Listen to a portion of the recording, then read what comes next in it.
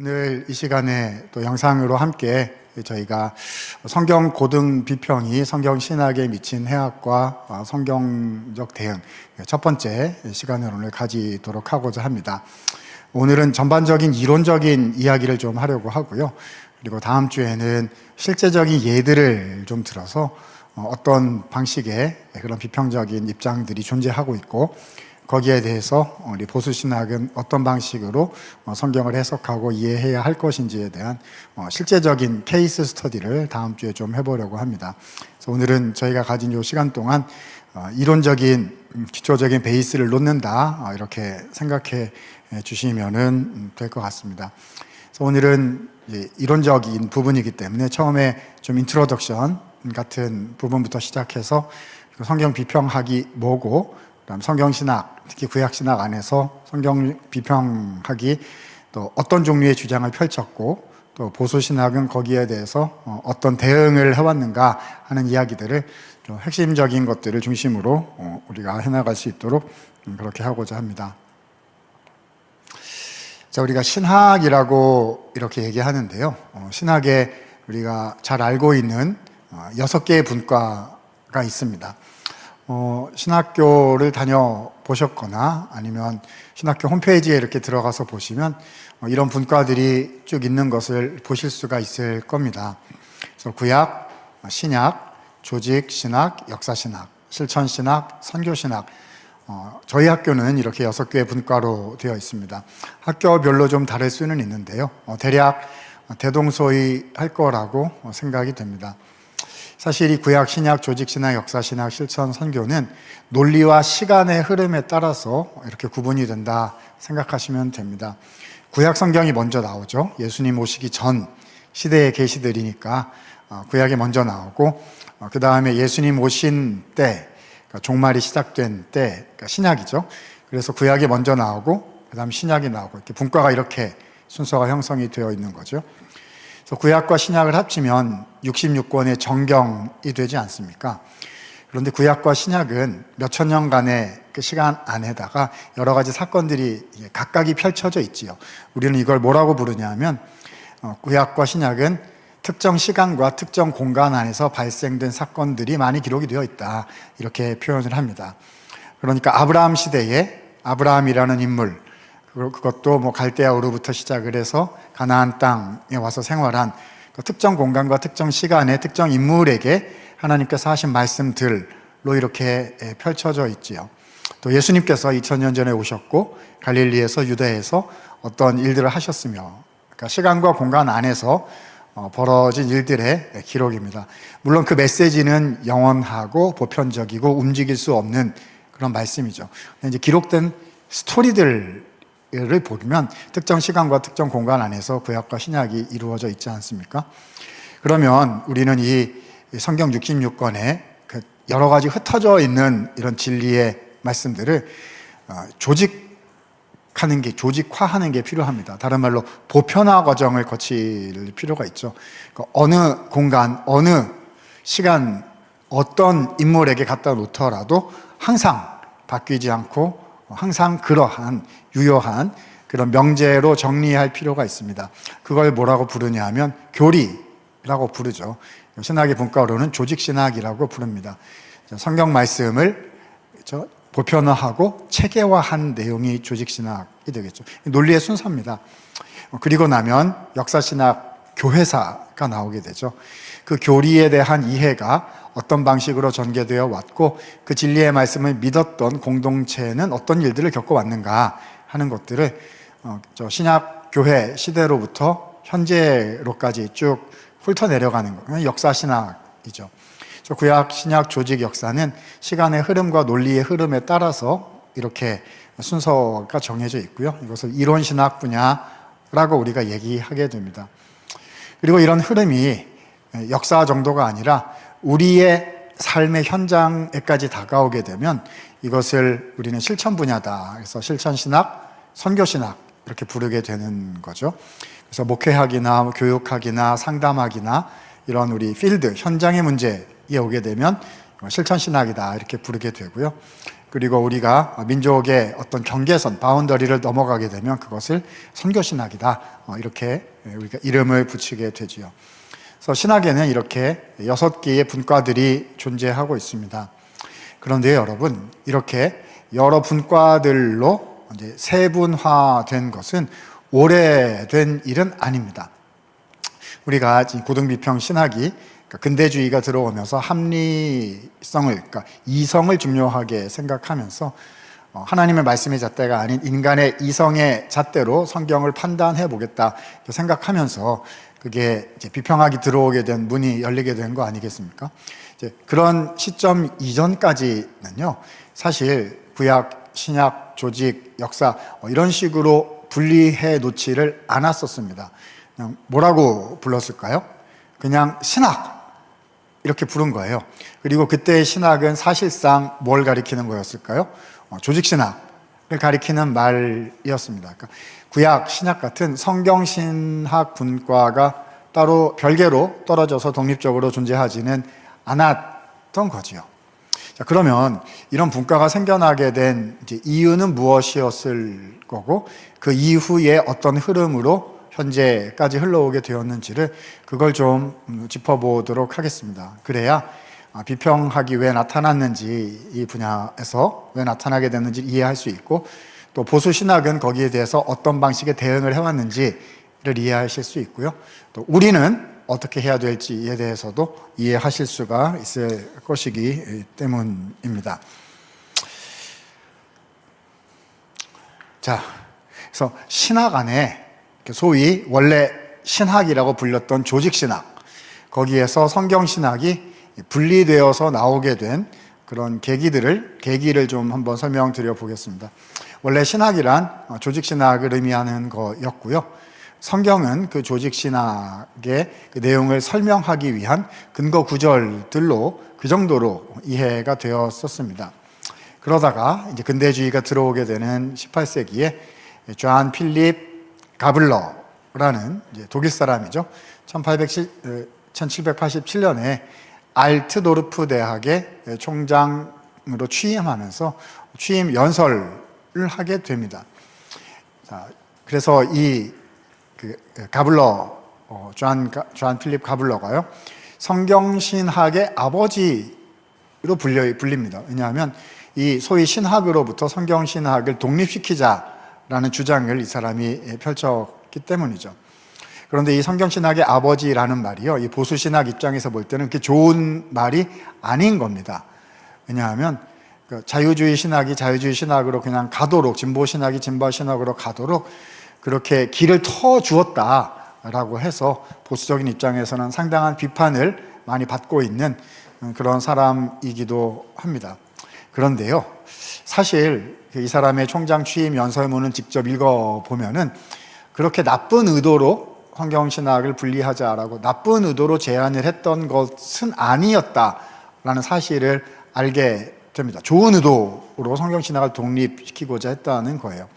왜냐하면 이제 전체의 흐름을, 이제 역사의 흐름, 학문의 흐름을 가블러가 보니까 이성이 부각이 되고, 그래서 진짜 합리적인 인간의 눈으로 성경을 보아서 진리인가 진리가 아닌가를 판단하려는 흐름이 이제 강해지고 있단 말입니다.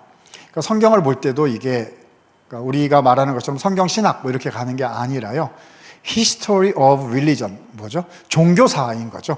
종교, 기독교라는 한 종교의 경전으로서 그걸 그냥 인문학, 학문적으로만 연구하려고 하고, 그러니까 거기에 일부는 믿을 수 없다고 이제 빼려고 하는 그런 움직임들이 자꾸 일어났다는 거죠.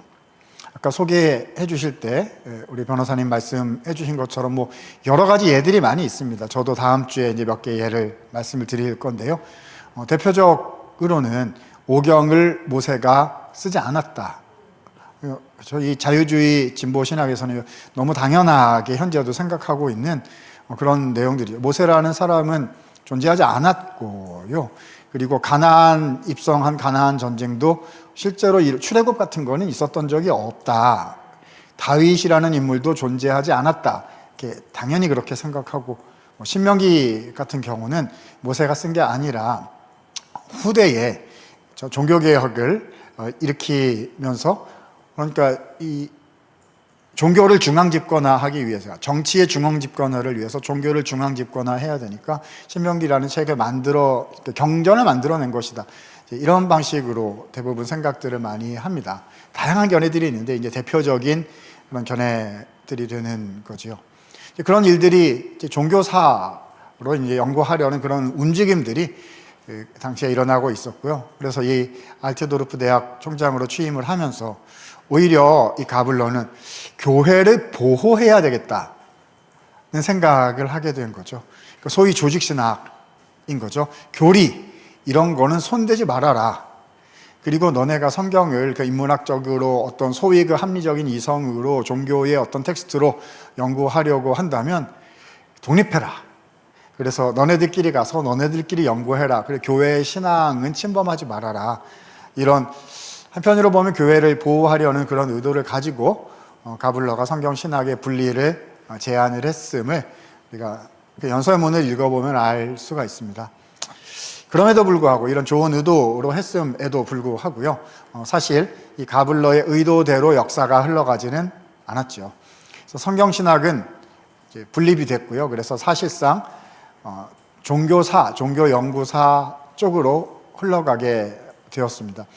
우리가 오늘 얘기하고 있는 성경신학이라는 이름을 붙이는 이런 영역을 가지고 있는 학교들은 사실상 작은 규모의 세미나리, 그러니까 신학교라던가 이런 작은 규모의 학교들이 가지고 있지, 일반 대학들의 성경을 공부하던 파트들은 전부 다 다른 방향으로 다 전환이 됐죠. 고대근동학으로 바뀌었다든지 아니면 종교사 쪽으로 바뀌었다든지 다 전환이 돼버렸고요. 성경신학이라는 분과 자체는 그런 소위 메인라인 학교들에는 남아있지 않은 거죠. 이게 참 가슴 아픈 표현인데요. 우리나라를 떠나서 유럽이나 북미나 이렇게 가보게 되면 뭐라고 부르냐면 그 자유 진보 이쪽 분들을 메인라인이라고 부릅니다. 그러니까 메인라인, 주류죠, 주류. 누가 주류냐 하면은요, 성경의 영감, 하나님 말씀이다 이렇게 안 믿고 비평학적인 것을 받아들이는 사람들이 훨씬 더 많기 때문에 그쪽을 메인라인 주류라고 부르고요. 그러니까 우리처럼 보수적인 신앙을 가지고 있는 사람들은 소수인 거고, 학문을 안 하는 사람처럼 취급을, 신앙으로 뭔가를 하려고 하니까 저건 학문이 아니다 이렇게 그런 비난, 비판을 받기도 하는 안타까운 상황 속에 있는 겁니다. 그렇게 생각해 보면요, 우리 한국적인 그 상황은 너무 하나님께 감사한, 그들에 비해서는 굉장히 감사한 그런 상황인 거지요. 비평을 받아들이는 큰 학교들이 없지 않아 꽤 있습니다만은, 그래도 저희는 큰 교단들, 그리고 교단이 어떻거나 신학교들이 어떠한 종류의 가르침을 가르치던 거에 별로 관계없이 현장에 있는 성도님들은요, 성경은 하나님의 말씀이다라고 거의 대부분 믿으시거든요. 그래서 저는 저희 학교에서 이게 되게, 저희 학교에 있는 게 되게 이제 감사하고 자랑스러운 게 뭐냐면, 학교에서 하는, 수업 시간에 하는 얘기를 교회에 가서 똑같이 할 수가 있어요. 학교에 하는 얘기를 교회 가서 해도 똑같이 그렇게 우리는 믿습니다. 아멘. 이렇게 됩니다. 근데 마음이 아프지만 그렇지 않은 한국의 학교도 있다고 알고 있어요. 그래서 학교에서 배운 것을 교회에 가서 얘기하면 성도님들이 너무 놀래시고, 저분이 사역자가 맞나, 신앙이 있나 이렇게 생각을 하기 때문에 교회 가서는 조심해라. 그래서 교회 가서 신앙이 좋아지는 이제 이런 종류의 일이 없지는 않을 것이다 라고 들을 말들을 한다 하고요. 제 표현이 아니라 이제 그 학교에 다니시는 학생분들, 졸업생들, 목회자들이 그런 얘기를 하신다 하는 얘기를 제가 건너 들은 적이 있습니다. 그래서 한국은 그래도 교회가 보수적이고 신학교는 보수적인 학교들이 그래도 큰 학교들이 있고, 이렇게 해서 조금 더 낫긴 합니다만은 북미나 유럽에 가면 상황은 완전히 다릅니다. 다르고요. 그리고 그러니까 자유 진보 진영의 학교들이 메인라인일 뿐만 아니라 소위 복음주의권 안에도 이제 그런 종류의 움직임들이 계속 이제 들어오고 있고, 그런 저술들이 이루어지고 있고, 그런 것들이 또 한국으로 계속 유입이 되고 있고 하기 때문에 정말 하나님의 말씀을 잘 지켜내는 것은 너무너무 이제 중요한 그런 일이 되는 거지요. 자, 아무튼 다시 돌아가서, 그래서 이 가블러가 교회를 보호하려는 의도로 이렇게 했습니다만은요. 그러나 뭐 성경신학, 성경 파트는 독립시켜서 마음대로 이성으로 재단을 해봐라 하고 넘겨준 게 돼 버렸고요. 그렇다고 조직신학이 교리를 잘 지킬 수 있었느냐 하면 그것도 아닙니다. 결국 그쪽도 또 합리적인 이성으로 조직신학도 다루게 되었기 때문에 그쪽도 또 비평하게 그 전제가 같은 거죠. 그래서 거기도 자유와 진보의 물결을 피해가지 못한 그런 상황으로 가게 되었습니다. 아무튼 그래서 이때 성경신학이라는 분과가 독립돼서 나오게 됐고요. 이후 우리 보수적인 성경신학 분야의 역사는 소위 비평학을 생각하는 자유, 진보 그쪽 분들하고 투쟁해온 투쟁의 역사다, 논쟁사다라고 말씀드려도 과언이 아닙니다. 그쪽 분들이 막 뭐라고 얘기하면 그게 왜 아닌지에 대해서 답변을 했고요. 그렇죠? 그럼 토론을 통해서 우리가 뭐 배울 것들은 배운 점들이 없지는 않습니다만은 그러나 선은 지켜야 되잖아요. 하나님의 말씀은 정확하고 무오하고 진리는 성경 말씀뿐이고 예수 그리스도의 이름 외에는 구원받을 수 있는 이름이 없으며 종말은 있고 이게 있잖아요. 우리가 포기할 수 없는 중요한 교리의 경계선들을 지키면서 논쟁해온 그런 역사들이 이게 구약 신학, 성경 신학의 역사다라고 말씀드릴 수가 있겠습니다. 그래서 자유주의 신학의 도래 이후 보수주의 성경 신학은 사실상 자유주의 성경 신학과의 논쟁사다, 진보주의 신학과의 논쟁사다. 좀 가슴 아픈 이야기이지요. 그렇지만 뭐 열매가 없었던 것은 아닙니다. 우리가 교리 역사 같은 거 살펴봐도요, 삼위일체론이라든지 기독론이라든지 전부 다 논쟁을 통해서 하나님의 진리를 체계화시켜 온 그런 역사들이 있거든요. 그래서 이런 논쟁을 통해서 우리가 믿는 것이 무엇인지 더 정확하게 이해하게 되었고 우리가 지켜야 하는 진리 이들을 더 명확하게 서술해 나갈 수 있었기 때문에 또 의미 있는 역사였다라고 또 우리는 한편으로는 생각해야 할 것입니다. 자, 그래서 이제 이런 측면들이 있고요.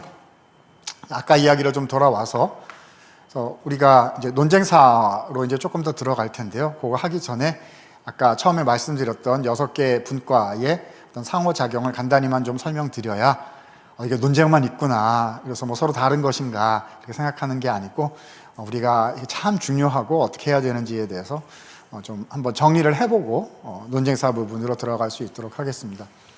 자, 아까 말씀드렸던 것처럼요, 신학 아래 6개의 분과가 있는데 그 중에 이론 분과를 중심으로 말씀을 드립니다. 자, 이론 분과, 구약, 신약, 조직신학, 역사신학 이렇게 있지 않습니까? 두 개로 나누면 성경신학과 조직신학이라 할 수가 있을 겁니다. 성경신학 안에 구약신학, 신약신학이 포함이 되어 있고요.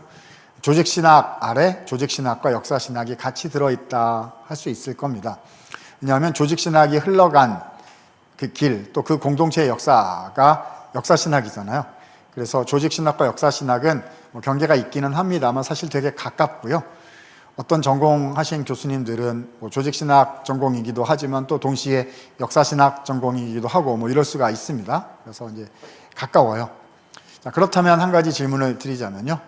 성경신학과 조직신학의 관계는 어떤 걸까요? 그렇죠? 오해하시면 안 돼요. 그렇죠? 어떤 분들은 성경 쪽 입장에서는요, 성경 본문이 영감된 거니까 조직신학은 낮은 거고 성경신학이 우월하다. 아니요, 그렇게 생각하시면 안 됩니다. 또 반대로 어떤 분들은요, 뭐 성경신학 뭐 이렇게 열심히 할 필요 있느냐, 교리가 체계화된 게 중요하지, 조직신학은 중요하고 성경신학은 덜 중요하다. 아니요, 그렇게도 생각하시면 안 됩니다. 왜죠? 성경신학과 조직신학은 하나입니다. 아까 말씀드렸잖아요. 구약 성경과 신약 성경에 여러 말씀들이 있는데 그 말씀들을 진리로 체계화시킨 것이 조직신학이에요.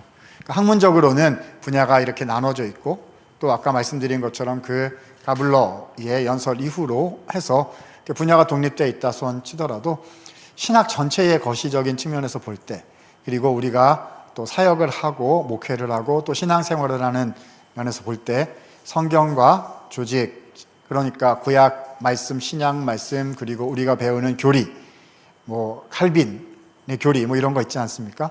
그 모든 것들은 상호 보완적 관계에 있는 것이고 사실은 하나다. 유기적 일체다. 이렇게 생각해야 해요. 그래서 성경에만 관심이 있는 분들은 교리에도 관심 가지셔야 되고요. 교리에만 관심 있는 분들은 성경에도 관심을 가지셔야 되고, 또 우리 목회자분들 강의 많이 들으실 텐데요. 성경 말씀 가지고 본문 강의, 본문 설교 하시고요. 근데 그 안에 건강한 신학의 내용이 골고루 담겨 있도록 하시는 게 꼭 필요합니다. 그래서 신론, 기독론 쭉 있잖아요. 인간론, 교회론 있죠. 종말론, 이렇게 여러 가지 것들이 이제 잘 담겨서 교회에서 양육될 수 있도록 하실 필요가 있는 거죠. 자, 그러면 구약과 신약의 관계는 뭘까요? 자, 성경 신학과 조직 신학은 하나다라고 말씀드렸어요. 그러면 자, 성경 신학 안에서 구약 신학과 신약 신학은 어떤 관계가 있는 걸까요? 또 이 오해가 있으시면 안 돼요. 그렇죠? 구약에는 예수님이 아직 안 오셨고 신약에는 예수님이 오셨으니까 신약이 더 우월한 것이다라고 생각하시면 안 됩니다. 그러면 어디 가셔서 구약 시대에 예수님이 안 계셨다 그러면은요 거의 이단이 되는 거예요. 그렇죠? 성육신 하신 것은, 예수님께서 성육신 하셔서 시간과 공간 안에 나타나신 것은 신약 시대인 게 맞지만요, 우리 신비잖아요. 우리 삼위일체 하나님께서는 영원 전부터 영원까지 항상 계시는 분들이시잖아요. 그러니까 예수님이 구약 시대 때 안 계시다 이러면 안 돼요. 기독론에서 나오지 않습니까? 예수님은 창조 이전부터도 이미 존재하고 계셨던 삼위일체시니까요. 그 구약과 신약이 뭐가 우월하고 뭐가 열등하다 이렇게 생각하시면 안 됩니다. 물론 시간상으로 볼 때 구약에서는 예수님이 오시기 전이고 신약은 예수님이 오신 그때와 그 이후이고, 구약은 오실 예수님에 대한 예언이고 신약은 오신 예수님과 다시 오실 예수님에 관한 말씀인데요. 그러니까 시간상으로는 좀 이렇게 펼쳐놓으면 달라 보일 수 있으나, 그러나 한 분 예수님에 대한 것임은 똑같아요. 그러니까 구약과 신약은 하나다 이렇게 생각하셔야 됩니다. 상호보원적인 유기적인 일체다 이렇게 생각하셔야 돼요. 정리하면 구약과 신약은 하나이고 성경신학과 조직신학도 하나이고, 그래서 나중에 실천신학, 성교신학까지 신학은 다 하나다 이렇게 생각해 주셔야 합니다. 그러니까 가블러가요, 성경은 독립해서 다른 문과로 존재해라고 했던 그의 의도가 정말 신학적으로 우리가 지금 생각했을 때 바른 것인가에는 퀘스천 마크가 달릴 수밖에 없는 거죠. 이제 그의 의도는 충분히 이해가 되는지만 말입니다. 그러니까 우리는 어떤 것은 넘겨줄 수 있고 어떤 것은 넘겨줄 수 없고 그런 게 아니에요. 그렇죠? 모든 분과가 다 하나님의 말씀을 온전하고 오류가 없고 정확무어하고 진리의 유일한 기준이신 하나님의 말씀으로 받아들이고 그 면에서 함께 잘 협력을 해 나갈 때에 모든 분과가 유기적으로 하나가 되어서 주님의 나라를 세우고 또 진리를 지키고 진리를 선포할 수 있다 이렇게 생각해 주셔야 될 것 같습니다. 이것이 우리가 이제 가져야 되는 기본적인 태도일 거라고 생각이 돼요. 그런데 이제 지금부터 말씀드릴 이제 비평학은 그렇지 않아요. 그렇지 않고요. 그냥 사람의 이성으로 생각해서 뭔가를 추구해 보려고 하는 노력들을 끊임없이 합니다. 계시는 하나님의 계시여서 우리에게 주어진 것이고 우리는 믿음으로 하나님의 말씀을 받는 거예요. 내용을 파악하는 건 중요하지만 믿음으로 수납하는 거지 우리가 그것을 판단해서 재단하는 거는 아니지요. 하나님 말씀을 받게 될 때 그 믿음이 믿어지게 되고 우리가 그 믿음 속에서 영원한 진리를 누리게 되는 것이지 인간적인 기준으로 판단한다. 출발의 전제부터가 다르다 이렇게 생각하게 됩니다. 그래서 이 영상을 보시고 함께 참여하고 계신 분들이 참 바른 믿음 안에 바른 성경과 안에 서 계시는 동역자들이라는 사실이 여러분 얼굴을 다 지금 뵐 수는 없지만 너무 위로가 되고 너무 감사하고 하나님께서 주신 정말 소중한 분들이다 이런 생각을 계속 하게 됩니다. 자, 그러면 논쟁사로 좀 들어가 보도록 하겠습니다. 우리가 이 구약 비평학 이제 이야기를 하는 것은요, 이것을 뭐 암기하시라거나 이런 걸 따라가거나라는 뜻이 전혀 아닙니다. 그런데 이런 내용들이 이제 외국에서는 이미 많이 나왔고요. 이런 내용들이 소위 보수라고 일컬어지는 복음주의권 안에도 상당히 들어와 있고 그런 저술들이 이루어지고 있고 그것이 한국어로 또 번역이 되고 있고 또 어떤 종류의 사람들이 또 어떤 이야기 논의들을 가지고 올지 모르기 때문에 깨어 있어서 이것을 잘 판단하고 분별하고 진리를 변증해야 한다는 측면에서 저런 내용들이 얘기되고 있구나 하는 것들을 들어두시고 이해해 두시는 것이 필요하겠다. 그런 차원에서 드리는 말씀이지 이 내용 자체가 뭐 중요한 기준이 되는 것은 결코 아닙니다. 중요한 것은 아까 앞에 말씀드린 그런 내용들이 우리가 신뢰하고 믿어야 되는 내용일 거고요. 자, 그런 면에서 오늘 우리의 주제대로 성경 고등 비평, 구약 비평학이 어떻게 어떤 측면에서 해악을 끼쳤는지 그들의 핵심적인 주장들을 몇 가지로 살펴보도록 하겠습니다. 자, 비평학이 흘러온 세 가지 흐름이 있습니다. 이거를 세 가지 축이다 이렇게 말씀드릴 수 있어요. 그래서 세 가지를 비평학이 추구해 왔습니다. 그러니까 추구하는 주요한 내용이 두 번 바뀐 거죠. 현재에 오기까지 두 번 바뀌었는데요. 근데 겉모습이 바뀌었을 뿐 그 기본적으로 갖고 있는 생각은 변하지 않았다는 것을 늘 기억하셔야 됩니다. 왜냐하면 출발의 전제가 늘 똑같거든요. 계시의 말씀으로 믿음으로 받아들인다가 아니라 내가 판단해 보겠다로 출발을 했기 때문에 겉모양이 어떻게 바뀌었든지 간에 그 기본적인 가지고 있는 전제가 똑같기 때문에 크게 달라진 것은 없습니다. 그런데 이제 겉모습으로는요, 보수적인데 좀 가까워지기도 했다가 좀 멀어지기도 했다가 이런 이제 여러 가지 업다운이 존재합니다. 첫 번째 축은 역사이고, 두 번째 축은 본문이고, 세 번째 축은 해석자, 즉 독자 혹은 청중이 되겠습니다. 그래서 추구하는 게 무엇이냐에 따라서 세 가지로 흘러가서 현재는 독자, 청중을 중요하게 생각하는 정도까지 와 있다. 이렇게 말씀드릴 수가 있겠습니다.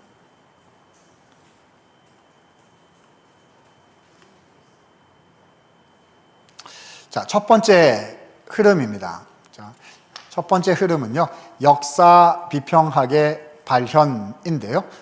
첫 번째 축은 그래서 역사입니다. 역사. 이 비평학, 이거 역사 비평이라고 우리가 부르거든요. 성경 고등 비평. 그러면 이제 역사 비평을 생각하시게 됩니다. Historical Criticism이라고 부릅니다.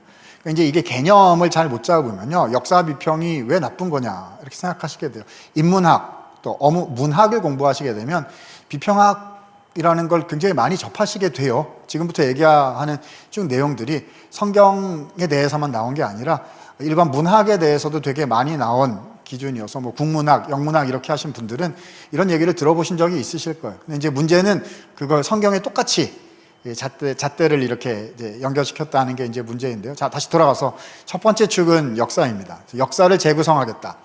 무슨 말이냐면 정확히 말하면 이겁니다. 성경 본문에 기록된 역사는 믿을 수 없다. 그러니까 진짜 역사이다? 아니다? 아니다 라는 거예요. 출애굽은 없었다. 모세라는 인물은 없었다. 다윗이라는 인물도 없었다.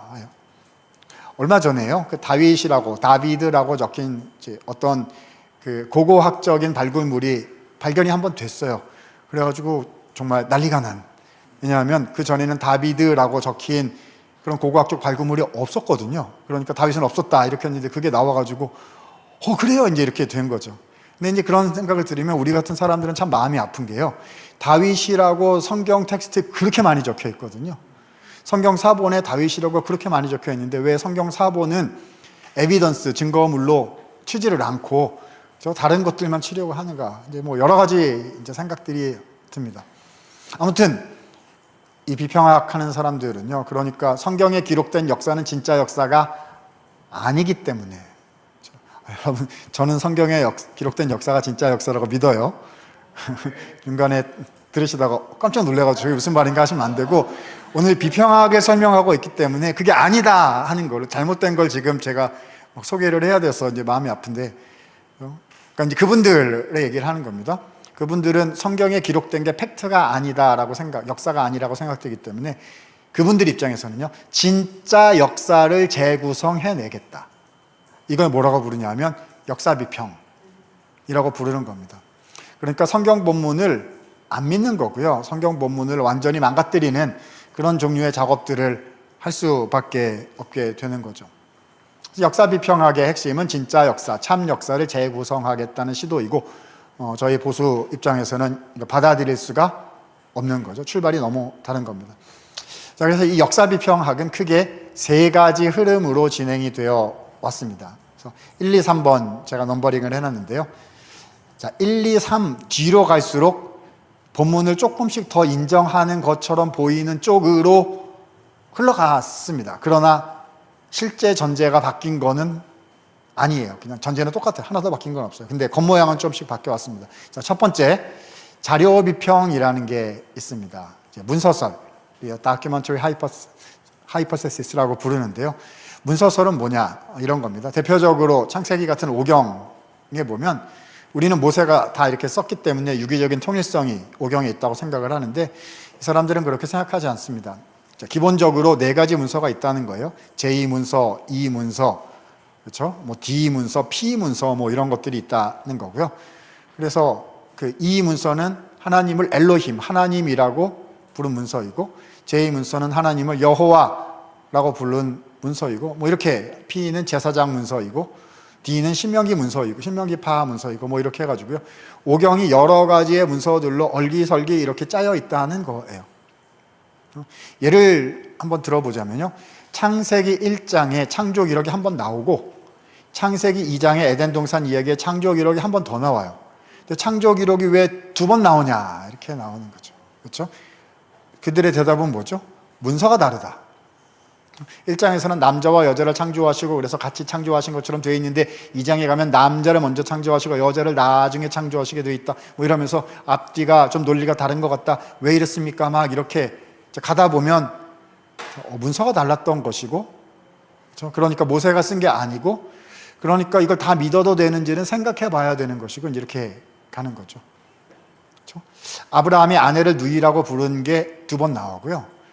그리고 이삭이 리브가를 또 누이라고 부른 게 또 한 번 나와요, 창세기에. 그죠? 그거는 이제 문서 얘기일 수도 있고 아니면 구전 전승이 그렇게 해가지고, 그러니까 역사적 팩트가 아니라는 거죠. 그래가지고 그런 게 이제 그렇게 쓰여졌다. 뭐 이렇게 얘기하는 이제 여러 종류의 견해들이 있습니다. 이제 이걸 자료 비평이라고 얘기를 합니다. 창세기 1장과 2장의 관련에 대한 요 부분에 대한 대답은 제가 다음 주에 저의 보수적인 입장에서의 답변을 좀 드릴 수 있도록 그렇게 하겠습니다. 여러분 이렇게 해가지고요 성경을 파편화시킨 거예요. 그래가지고 네 가지 문서다. 그 다음 사람들은 어떻게 했을까요? 그 네 가지 문서가 아니라 뭐 7가지 문서, 8가지 문서도 이렇게 계속 가는 거죠. 학문이 발전하기 위해서는 앞 사람은 넘어가야 되잖아요. 그러니까 더 다른 견해가 이렇게 나니까 합일점에 이르지 못한 거지요. 그래서 컨센서스에 형성해가지고 그래서 이렇게 되는 거다 이렇게 된 게 아니라 오히려 더 복잡해지고 학문의 장이 더 난해해졌습니다. 여러분 가다가 막히면 항상 학문은 어떤 모습을 보이죠? 그걸 넘어서려는 새로운 방법론이 나타나게 됩니다.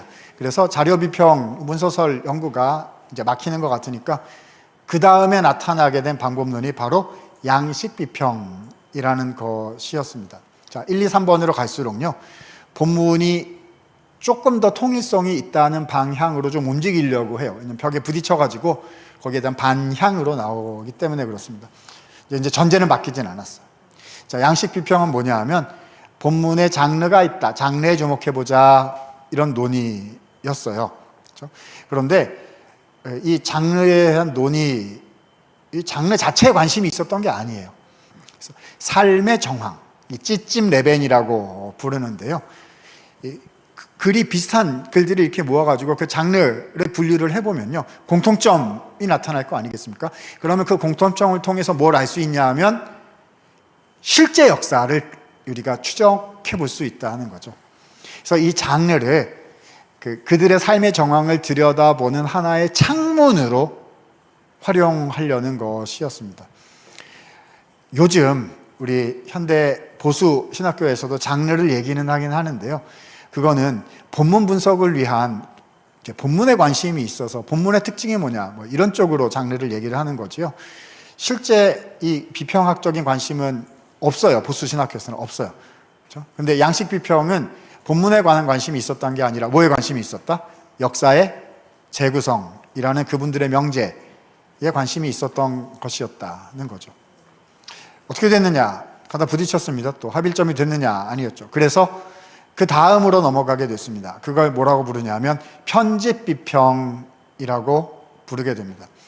이 편집비평은요, 얼뜻 딱 들으면 되게 이제 좋은 것처럼 느껴져요. 근데 사실은 그렇진 않습니다. 이분들은 뭐라고 얘기하냐면 최종 본문을 중요하게 여깁시다. 이렇게 얘기를 합니다. 이때 최종 본문이란 뭘까요? 지금 우리가 가지고 있는 성경 본문이요. 근데 이걸 왜 최종 본문이라고 부를까요? 그분들은 처음에 누군가가 초안을 만들었고 그 다음에 또 누군가가 와서 그거를 편집을 했다는 거예요. 편집했다는 건 뭐죠? 본문에 손을 대서 마음대로 바꿨다는 거예요. 그렇죠? 그럼 그 다음 사람이 나와서 또 바꿨을까? 자기의 의도를 가지고 자기를 합리화시키고 자기가 경험했던 것을 말씀에 집어넣어가지고 자기를 증명하고 뭐 이런 걸 하기 위해 가지고 자유롭게 본문에 손을 댈 수가 있었다는 거죠. 그러니까 이 편집 비평에서 최종 본문을 중요하게 생각한다는 말은 사실상 뭘 강조하고 싶은 거냐면 최종 본문 구성 역사를 추적하겠다는 거예요. 그렇죠? 그래서 1차 판은 누가 했고 그 다음 2차 판은 누가 했고 3차 판은 어떻게 됐다고 생각이 되는데 그 1차, 2차, 3차 판을 그렇게 수정한 것에는 어떤 상황이 있었을 것이고 의도가 있었을 것이고 그래서 본문이 흘러간 역사를 재추적하는 것을 통해서 그렇죠? 상황을 재구성해낼 수가 있으니까 그게 뭘 재구성하는 거죠? 역사를 재구성하겠다. 동일한 의도를 계속 가지고 있었던 거지요. 이렇게 쭉 흘러왔습니다. 그러니까 뒤로 갈수록 본문의 통일성에 더 관심이 있는 것처럼 흘러가기는 했으나 본문에 대한 불신, 그러니까 역사를 재구성해야 된다는 생각, 다시 말해서 성경에 기록된 역사는 진짜 역사가 아니다라는 생각 자체에는 그 기준에는 변함이 없었다라는 사실을 알게 되는 거죠. 자, 이렇게 흘러갔어요. 이렇게 흘러가다가요, 역사라는 축에서 다른 축으로 갈아탑니다. 자, 뭘 강조하면서 왔죠? 전제는 그대로 있지만 겉모습은 역사를 중요하게 생각하는 것으로부터 본문을 자꾸 연구하는 쪽으로 이게 흘러간 거잖아요. 그러다가 축 자체를 갈아탑니다. 그렇죠? 축 자체를 갈아타는데 그러나 전제는 바뀌었다, 안 바뀌었다? 안 바뀌었다. 이렇게 생각해야 되는 거죠. 자, 두 번째 축으로 가보도록 하겠습니다. 두 번째 축은요, 본문이 되겠습니다. 저 본문에 대한 중요성을 부각했습니다. 그러나 역사 비평의 기준 뭐죠? 성경에 기록된 역사는 진짜 역사가 아니다라는 그 전제는 잘 드러내지는 않을지라도 안에 그대로 있다. 그렇죠? 그래서 중요한 지점에서 갈려요. 정말 중요한 지점에서 이제 갈립니다. 자, 예를 들어 보면은요, 문학 비평 같은 게 있습니다. 이게 뉴 크리티시즘. 그래서요, 성경을 본문으로 이렇게 보는, 문예적으로 접근을 한 거죠. 여러분, 성경을 문예적으로 연구하는 거는 저희 학교나 또 저희 학교와 유사한 결을 가지고 있는 여러 학교의 성경신학 교수님들이 하세요. 수사학적인 분석을, 수사기법을 분석하기, 시적기법을 분석하기도 하는데요. 그런 표면으로 보이는 게 중요한 게 아닙니다. 왜냐하면 보수적인 학교들에서는 기록된 말씀은 진짜 역사다. 여기서 출발을 하니까, 그렇죠? 그게 어떻게 전달됐는지 그 수사학적인 어떤 효과를 좀 살펴보자 하는 게 큰 문제가 되지는 않는 거죠. 전제가 분명히 같으니까요. 근데 이제 전제가 다르면요, 이게 문제가 될 수 있는 겁니다. 자, 그래서 여기에 무슨 수사 비평, 뭐 여러 비평 하는 사람들이 있고요. 자, 그 중에 여기서 하나만 좀 짚어서 말씀드리면, 자, 정경이라는 말을, 캐노니컬이라는 말을 가지고 이 본문 연구를 한 두 종류의 사람들이 있습니다. 첫 번째는 정경 비평을 한 사람들이 있어요. 그렇죠? 자, 자료 비평, 편집 비평, 그러면 일단 말이 뉘앙스가 좀 이상하다 이렇게 생각이 들어서 조심해야 되는 거 아닌가 이런 마음이 드는데, 정경 비평 그러면 정경이니까, 정경은 뭐예요? 구약, 신약 이렇게 해서 66권은 정경이라고 하는 거잖아요. 성경 비평 그러면 저건 괜찮은 말인가 뭐 이런 생각이 좀 들어서 마음이 좀 열릴까 말까 이렇게 하기 때문에 잘 봐야 됩니다. 여러분, 신학 책이나 강의를 들으실 때요, 정경적 접근이란 말을 쓰는 사람들이 무수하게 많아요. 그런데 사람마다 그 의미와 데피니션이 다 달라요. 그러니까 정경적 뭐 이런 얘기를 들을 때 실제로 저분이 저 어휘를 쓸 때 그게 무슨 뜻인지는 케이스 바이 케이스로 다 따져봐야 되는 거여서요. 무조건 받아들일 일은 아니다 이렇게 생각하셔야 됩니다. 정경 비평, 이렇게 뭐 우리 샌더스 같은 사람들이 제임스 샌더스 같은 사람들이 한 방법론인데요. 자, 이건 역시 본문 구성 역사에 관심을 가지고 있다 이렇게 생각하시면 됩니다. 그냥 간단히 지나가고요. 아마 많이 들어보신 이 신학 책을 강의나 좀 들어보신 분들은 이 예일대 학교의 차일즈 학파 이야기를 들어보셨을 거예요. 이 브레버즈 차일즈라는 너무너무 유명한 구약 교수님이 있었습니다. 이 차일즈는 정말 이 사람의 책을 읽어보면 천재예요, 천재. 영어로 brilliant. 진짜 뛰어나다 하는 생각이 진짜 많이 드는 사람인데요. 굉장히 특별한 그런 포지션을 가지고 있었던 분이에요. 아까 이제 지난 시간에 김근수 총장님께서 오셔서 해주신 강의를 우리 변호사님께서 요약을 해주셨는데 거기에도 칼바르트 얘기가 잠깐 나왔었죠. 칼바르트랑 되게 비슷한 포지셔닝을 갖고 있다 생각하면 됩니다. 그러니까 진보 신학 쪽에서는요 상당히 보수적인, 그래서 극단적 진보주의를 중간 정도로 가지고 놓으려고 했던 사람들이에요. 그런데 우리 보수 신학의 입장에서 보면 어떻게 생각이 드냐면 오다가 말았어요. 그러니까 중간 정도에 있는 거죠. 그러니까 다 받아들일 수, 그러니까 그런 얘기는 들을만하다 싶은 게 있음에도 불구하고 그러나 그 전제를 다 받아들일 수는 없는. 그래서 오히려 우리가 바르트 비판, 차일즈 비판 하는 얘기들을 하지 않을 수 없게 하는 그런 지점에 있는 사람들이 이제 이런 분들입니다. 그래서 차일즈는 뭐라고 얘기했느냐? 이렇게 얘기했어요. 최종 본문을 중요하게 여기자. 아까 편집 비평할 때도 나왔잖아요. 근데 이 사람은 편집 비평보다 훨씬 더 보수 신학 쪽으로 몇 걸음 더 왔습니다. 중간 정도까지 왔다고 볼 수도 있어요. 그래서 뭐라고 얘기했냐면 역사 비평학의 그 자료설, 문서설 뭐 이런 것들은 하다가 그게 교회 신앙 생활에 도움이 되겠냐? 성경은 2000년 교회의 스크립처, 경전이었다. 그러니까 성경은 경전으로 다루어야 한다. 그러니까 형성 역사 이런 거에 관심을 기울이기보다는 지금 우리에게 주어진 최종 본문을 중요하게 여깁시다. 그래서 이걸 가지고 연구를 합시다. 이렇게 얘기했어요.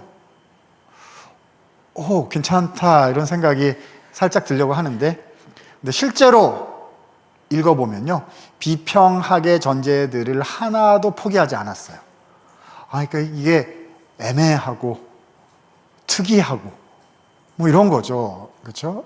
그런가 싶지만 받아들이기 어려운 그런 종류의 어떤 연구들을 쭉 한 겁니다. 제가 다음 시간에 다음 주에 좀 언급을 하기는 할 건데요. 우리 비평학이 구약에 결정적인 영향을 준 책들이 몇 개 있어요. 모세오경이 그렇고 문서설 내용이 그렇고요. 또 하나의 케이스가 이사야서가 되겠습니다. 우리는 이사야 1장부터 66장 전체가 주전 8세기 이사야 선지자가 한 예언이다. 전부 다 선지자 이사야가 본인이 다 한 예언이다라고 생각하는데요. 비평학적 입장을 가진 사람들은 그렇다고 보지를 않아요.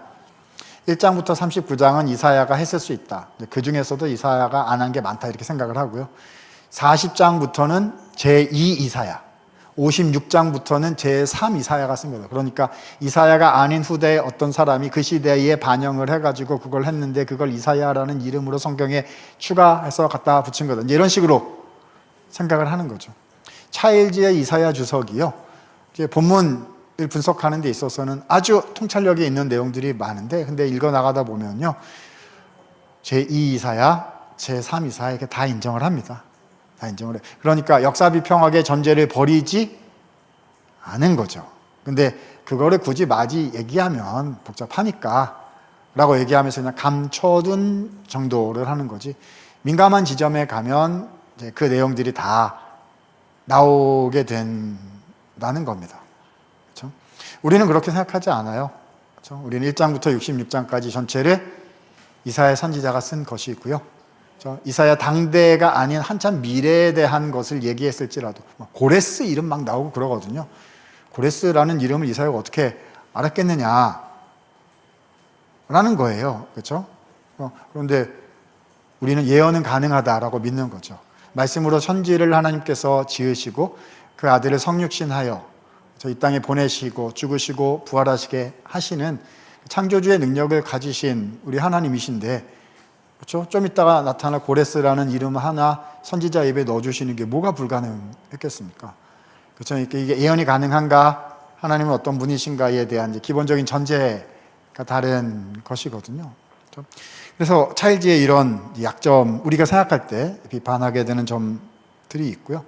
또 차일즈는 구약 성경과 신약 성경을 이렇게 놓고 볼 때 구약이 독립적으로 홀로 존재할 수 있다라고 또 생각을 합니다. 여러 가지 있는데 그 중에 하나 말씀드리면 그렇다는 거예요. 우리는 보수시당은 그렇게 생각하지 않습니다. 구약이 하나의 분과이지만 아까 뭐라고 말씀드렸어요? 구약과 신약은 하나다. 이렇게 표현하죠. Two testaments, one Bible. 약속은 두 가지 약속이나 말씀은 하나다. 한 예수 그리스도를 동일하게 증거하고 있는 것이기 때문에요. 구약 성경은 저는 독립적으로 존재하는 것은 아니다 라고 생각하는 거죠. 구약과 신약이 언어도 다르고 시대도 다르고 배경도 다르지만 그 두 가지는 한 분 그리스도, 그 예수 그리스도로 말미암는 구원을 주시는 삼위일체 하나님의 구원의 역사를 함께 기록하고 있는 유기적인 하나다. 이렇게 생각해야 된다고 이제 저는 보는 거지요.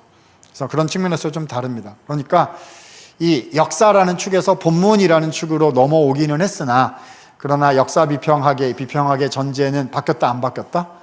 안 바뀌고 그대로 가지고 있는 것이 메인라인 신학이다. 이렇게 말씀드려야 될 것 같아요. 그래서 뭐 아이디어 같은 작은 것들은 배울 수가 있겠지만요.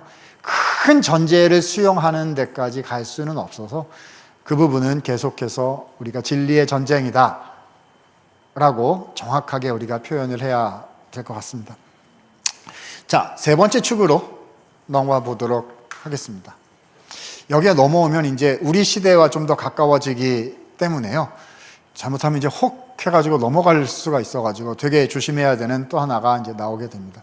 어떻게 생각하면 가장 진보적인 그런 생각들이 여기에 담겨 있다고 이제 생각이 되는데 이게 이제 사회의 흐름상 이게 좋은 의미의 진보다 이렇게 생각할 수 있기 때문에 근데 이제 그게 사회적 의미의 좋은 진보가 진리에 있어서의 좋은 진보라고 할 수 있는 것은 아니기 때문에요. 우리의 기준은 상황과 세계관의 변화가 아니라 우리의 기준은 뭐죠? 하나님의 말씀이 기준이거든요. 그렇죠? 그래서 이제 이 부분을 잘 판단해야 할 거라고 생각합니다. 자, 세 번째 축은 첫 번째 축이 뭐였죠? 역사. 두 번째 축은 본문이에요. 근데 이 본문에서 이제 우리 이 포스트 모더니즘으로 넘어오면서 후근대주의로 넘어오면서 달라지는 지점이 생깁니다. 포스트 모더니즘 뭐 그것만 얘기해도 수많은 강의들이 나오게 될 텐데 포스트 모더니즘의 가장 중요한 게 뭐죠? 쉽게 표현하면 너도 맞고 나도 맞다 잖아요. 그렇죠? 그러니까 내가 생각하는 게 중요한 게 포스트 모더니즘이 진리의 기준이 나이고 개인이고 우리 공동체이고 그러니까 이걸 해석학적인 말로 표현을 하자면 이렇게 되는 거예요. 독자가, 청중이, 해석자가, 사람이 해석의 과정에 참여하는 주요한 주체다. 이렇게 가는 거죠. 좀 더 표현을 해보자면 맨 밑에 나올 거예요. 독자가 해석의 의미를 창출한다. 해석의 과정에서 독자가 주체로 참여한다. 해석의 본문의 의미는 누가 만들어낸다? 독자가 만들어낸다 라고 생각하는 거죠. 여기서 이제 받아들이기 어려운 점이 생겨나는 겁니다. 그러니까 의미가 어디에 있느냐라는 거죠. 자, 이 독자가 여러분 그러니까 저자가 있고요. 본문이 있고 독자가 있는 거예요. 이제 뒤에도 나오겠지만 의미는 어디에 있죠? 저자의 의도가 의미예요. 이때 저자는 하나님이시죠. 물론 이제 인간 저자들을 활용하셨는데 그 인간 저자, 인간의 기록으로 남는 게 아니라 성령께서 영감하셨기 때문에 그렇죠? 하나님의 말씀이 되었다. 이게 우리가 믿는 완전 축자 유기적 영감설인 거잖아요. 그렇죠? 그래서 저자의 의도가 본문의 의도에 담겨 있어요. 그러니까 본문의 의도를 파악함을 통해서 저자의 의도를 파악하는 게 해석이고요. 그걸 우리 삶으로 가져오는 거는 해석이 아니고 적용이죠. 적용과 실천이거든요. 근데 지금 포스트 모던한 컨텍스트에서는요, 독자가 의미를 부여하는 주체, 그러니까 적용하는 주체, 수용하는 주체가 아니라 의미를 만들어내는 주체다 이렇게 가는 겁니다. 그래서 이제 수많은 포스트 모던적인 그 비평학들이 있어요. 근데 좀 조심해 하긴 해야 돼요. 왜냐하면 이 스펙트럼이 워낙 넓기 때문에 이걸 하는 사람들 중에 보수 쪽에 상당히 가깝거나 이런 사람들이 있고요. 어떤 사람들은 굉장히 극단적이어서 이거 뭐 들어주기 어려운 그런 걸 하는, 이 스펙트럼이 상당히 좀 넓어서 비난의 강도나 내용들이 케이스 바이 케이스로 좀 다르긴 한데요. 자, 아무튼 설명을 좀 드려보겠습니다. 첫 번째는 독자 반응 비평이라고 있어요. Reader Response라고 얘기하는데, 독자가 본문을 읽을 때 그 독자의 반응 속에서 해석의 의미가 나온다, 이렇게 생각하는 독자 반응 비평이 있습니다. 좀 조심스럽기는 해요. 상당히 보수적인 사람들이 독자 반응 이걸 가져와가지고 방법론으로 쓰는 사람들이 좀 있어요. 저는 그렇게까지는 안 했으면 좋겠다 생각은 되는데, 또 해석하는 거 보면 보수적인 쪽에 이렇게 이제 가깝게 해석을 하니까 이제 그래도 크리틱을 할 때는 이제 해야 되는데요. 근데 진짜 끝에 가 있는 사람들하고는 또 이제 차이가 좀 나기 때문에. 그렇지만 여러분, 해석의 주체가 청중 독자인 거예요? 아닌 거예요? 아니다 라는 거는 명확하기 때문에 우리가 주의하고 경계할 필요가 있다고 생각됩니다. 두 번째, 페미니즘 비평이 있습니다. 그렇죠? 여성이 중요하다라는 거는 뭐 굳이 우리가 더 말할 필요는 없지요. 근데 우리는 지금 뭘 얘기하고 있냐면 젠더 이슈를 얘기하고 있는 게 아니라 하나님 말씀을 어떻게 해석하느냐를 얘기하고 있는 거예요. 기준은 젠더가 아니고 기준은 말씀인 거거든요. 그렇죠? 그래서 이제 저는 제가 잠언 전공으로 박사 논문을 썼는데요. 논문을 이렇게 쓰려다 보면 이제 다양한 사람들의 견해를 다 수집을 해서 카테고리화하고 크리틱하고 비평하고 받아들이는 거 받아들이고 이렇게 해야 되잖아요. 그래서 이 잠언에 여성 이슈가 많이 나옵니다. 여성 이슈란 지혜도 여성으로 표현을 하고 미련함은 음녀 여성으로 또 표현하고 이제 이렇게 하기 때문에 여성 이야기가 많이 나와서 이 페미니즘을 하시는 학자들이, 성경학자들이 이제 글들을 꽤 썼어요. 근데 이제 페미니즘 하시는 분들은 꼭 여성분만 페미니즘이 아니고요. 남성분들 중에서도 페미니즘 방법론을 하시는 분들이 또 있으세요. 근데 이제 뭐든지 간에 그냥 본문에 나타난 걸 충실히 논증을 해나가면 그거 가지고 디베이트하고 토론하고 이렇게 하면 되는 거잖아요. 근데 제가 깜짝 놀란 경우가 있었어요. 이제 어떻게 갔냐 하면 이제 뭐 지혜 여성은 뭐 이제 좋게 이렇게 가다가 거기에 이제 미련함을 상징하는 음녀라는 존재가 잠언 5, 6, 7장에 이제 되게 많이 나옵니다. 그러면은 뭐 어쨌든 간에 뭘 주장하든지 간에 우리는 뭘 취해야 되는 거예요? 지혜를 취하고 미련함을 멀리 해야 되잖아요. 우리는 지혜 여인을 취하고 음녀는 멀리 해야 되는 거잖아요. 이게 그렇죠? 그 여성이든 남성이든 결혼하신 분이든 결혼 안 하신 분이든지 간에 하나님의 지혜를 얻고 미련함은 멀리하고 이렇게 해야 되는 거잖아요. 근데 이제 그분들이 본문의 문예적인 분석은 막 이렇게 막 하시더니 끝에 가가지고는 갑자기 해석에 있어서 점프를 해요. 그래서 지혜가 좋은 거냐, 음녀가 좋은 거냐, 우리 음녀 편을 들어야 된다 이렇게 가는 거죠. 왜냐하면 음녀는 고대 근동 사회에 있어서 억압받던 여성들을 표현해내는 해방의 도구로서의 그런 어떤 피겨, 그런 어떤 인물이다 이렇게 해석을 가는 거예요. 그러니까 페미니즘이라고 다 그렇게 했다는 게 아니라 그런 해석을 제가 봤다는 거죠. 그렇죠? 어떤 해석을 이렇게 봤어요. 그러면 저는 그게 받아들이기가 어려운 거예요. 제가 이제 비평학을 쭉 비판하고 있는데 비평학 자체가 싫어서 비판을 하는 게 아니고요. 그렇죠? 그 기준이 다르기 때문에 그걸 못 받아들이겠다고 얘기하고 있는 거거든요. 우리는 뭘 얘기하는 거죠? 텍스트에 있는 그대로. 그렇죠?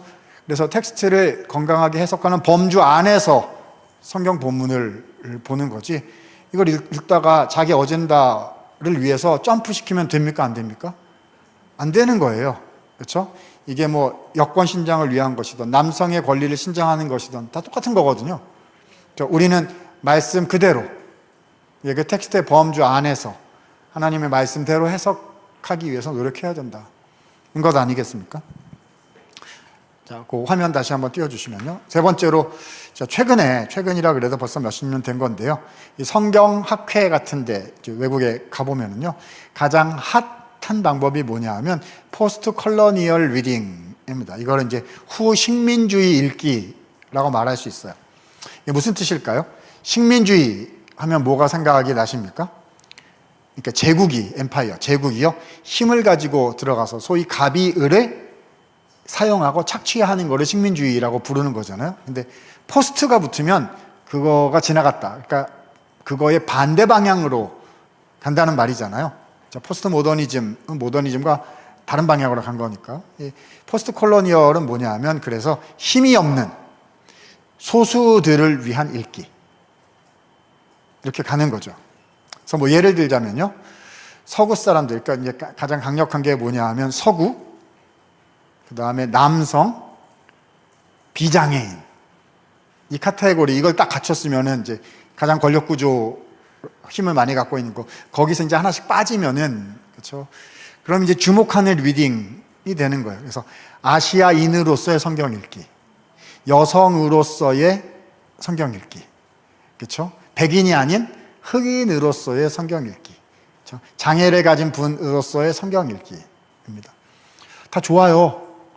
그럴 수 있죠. 우리 아시아 사람들, 우리 한국 사람들이 뛰어나거든요. 통찰력이 있어요. 그래서 저는 히브리 시를 많이 다루는데요. 이 서구의 그 아날리티컬한, 그러니까 뭐죠? 너무 분석적으로 넘버 1, 넘버 2, 넘버 3, 넘버 4 이렇게 하는 그 사고 방식으로는 잘 이해할 수 없는 그 통찰이 있는 그 관점이 우리 한국 사람들한테는 있어요. 예를 들면 여백에 미가 있다. 이 외국 사람들이 참 이해하기 어려울 거예요. 서구 사람들이. 근데 아무것도 없는데 그게 아름다워. 그잖아요. 그렇죠? 그러니까 우리 아시아 사람들이 성경 해석에 기여할 수 있는 바가 분명히 있거든요. 근데 그게 어디에 근거해 있어야 된다는 거지, 해석이? 본문이요. 본문에 근거하고 있어야지. 이게 자기 어젠다를 갖고 들어오거나 자기 생각을 갖고 들어오거나 하면 그건 돼요, 안 돼요? 안 된다는 거지요. 그래서 이 본문 해석을 어떻게 해야 되느냐, 그렇죠? 누가 해석하느냐도 중요하죠. 그렇죠? 뭐 장애가 있으신 분들이 장애인 입장에서 그런 텍스트를 구성해서 성경 연구를 하시면 얼마나 귀중한 일이겠습니까? 그잖아요. 또 우리 여성분들 또 여성분들이, 근데 여성, 남성 이렇게 사실 얘기하면 안 되는데요. 좀 개인별로 다를 수도 있으니까. 그러니까 중요한 거는 그게 중요한 게 아니라 뭐가 중요한 거죠?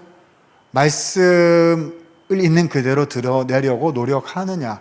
이걸 해야 되는데 자꾸 다른 이슈들이, 그러니까 이제 뭐 아시아인으로서 이게 다 세컨더리하고 부차적인 것들이 있잖아요. 뭐 그렇게 하면 좋은 점도 있겠지만 그게 기준을 흔들 수는 없는 이런 것들인데, 자꾸 그런 것들이 기준을 대체할 수 있는 어떤 대안인 것처럼 자꾸 묘사가 되거나 취급이 된다면 우리는 그것을 받아들일 수가 없다라고 정확한 선을 긋고 우리 진리의 체계들을 지켜내려는 노력을 해야 될 것입니다. 그래서 그 내용을 다시 한번 정리를 해보면요. 독자는 해석의 과정에는 참여합니다. 우리가 읽는 거잖아요. 해석의 과정에는 참여해요. 그러나 독자가 의미를 창출하지는 않습니다. 의미는 어디에서 나오는가입니다. 의미는 저자의 의도의 의미가 있습니다. 그렇죠? 인간 저자, 뭐 바울이 쓰고 모세가 쓰고 이렇게 했는데요. 궁극적인 저자는 누구이시죠? 하나님이시죠. 모세를 영감하시고 바울을 영감하셔서, 그래서 그 기록이 모세와 바울의 기록으로 끝난 것입니까? 그렇지 않은 거지요. 그래서 하나님의 말씀으로 우리에게 주어진 거거든요. 이때 저자의 의도란 하나님의 뜻인 거죠. 근데 이 하나님의 뜻이 어디에 담겨 있게 되는 거죠? 본문을 통해서, 글을 통해서 우리에게 전달되기 때문에, 해석이란 본문의 의미에 담긴 저자의 의도를 읽어내는 것이다 라고 우리는 정확하게 판단해야 될 겁니다. 독자가 의미를 만들어내는 과정에 참여하지 않는 것이고요. 독자는 그 과정에 참여하여 그 말씀을 받고 적용하고 그 말씀을 가지고 살아가는 그런 의미로서 해석의 과정에 참여하는 것이다. 이렇게 정리를 해야 할 것 같습니다. 오늘 해온 얘기들을 좀 요약해 보도록 하겠습니다. 구약신학의 역사는 비평학과의 논쟁의 역사입니다. 그러면 건강한 성경 신학이란 무엇일까요? 성경의 영감설을 신뢰하는 거죠. 저는 저희 학교에서는요, 성경 영감설이라고 정리할 때 이렇게 세 가지로 정리합니다. 그래서 축자, 완전 유기적 영감설이다. 아마 우리 성수협 강의 통해서 이제 많이 들으신 부분일 거예요. 근데 이제 저는 이렇게 표현을 합니다. 축자 완전 유기 영감설이 뭐냐? 그거랑 대립 구도에 있는 우리가 받아들이지 않는 설들을 설명을 해보면 이게 뭔지가 확 드러난다. 첫 번째가 축자 영감이죠. 이 축자 영감은 비평학 하시는 분들이 우리 같은 보수 신학자들을 비판할 때 쓰기도 해요. 축자 영감설을 신뢰한 이게 무슨 문자주의자다. 뭐 이런 거죠. 글자에 매여 있어가지고 자유롭지도 못하고 생각도 안 하고 뭐 이제 이런 식으로 그렇게 말씀을 안 하실 수 있는데 이제 들려지는 느껴지는 뉘앙스가 이제 그럴 수가 있어요. 그렇죠? 무슨 글자까지 영감됐다는 말이냐. 그럼 축자 영감에 반대 대립되는 말은 사상 영감이에요.